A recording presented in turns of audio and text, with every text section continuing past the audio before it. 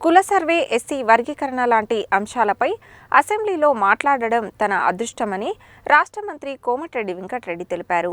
తెలంగాణ రాష్ట్ర చరిత్రలో చారిత్రాత్మకమైన రోజుగా ఆయన అభివర్ణించారు.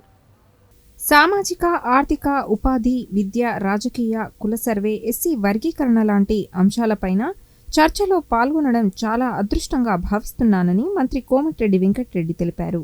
తెలంగాణ రాష్ట్ర చరిత్రలో ఈ రోజు చారిత్రకమైన రోజుగా ఆయన అభివర్ణించారు. కుల సర్వే, ఎస్సీ వర్గీకరణ లాంటి అంశాలపై మంత్రి అసెంబ్లీలో మాట్లాడిన అంశాలు ఆయన మాటల్లోనే విందాం. ఈ రోజు చరిత్రలో నిలిచిపోయే రోజు.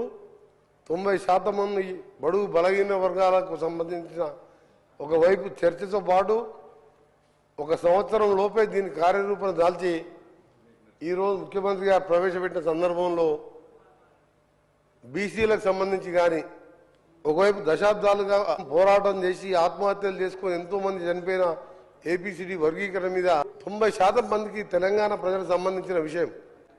గతంలో దళిత ముఖ్యమంత్రి అని, బీసీ బంధు అని చెప్పి రకరకాల మోసాలు చేసి ఈరోజు సభ నుంచి ఏదో ఈ ప్రభుత్వం చేసి ఈ గౌరవ ముఖ్యమంత్రి గారు ఈ ప్రభుత్వం తీసుకున్న నిర్ణయాన్ని పేద ప్రజలు బాగుపడతారు చూడలేక ఈరోజు నిజంగా వాళ్ళు బహిష్కరించడం బాధాకరం.